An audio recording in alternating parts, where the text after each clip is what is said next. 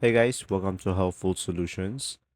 This is how to fix VR controller not turning on.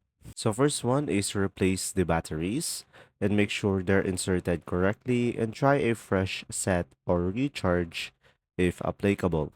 Now, another one is clean battery contacts. So remove the battery and gently clean the terminals with a dry cloth or alcohol swab.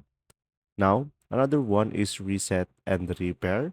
So for Oculus Meta Quest, unpair the controller via the Meta app under devices, controllers, and then repair it. Now, if you have HTV Vive, hold system for 5 seconds.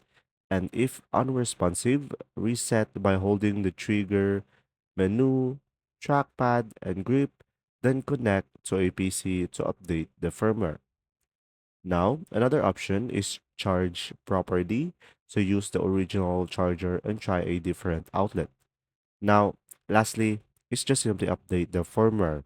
So use the companion app or PC software to check for updates. There we go. See ya.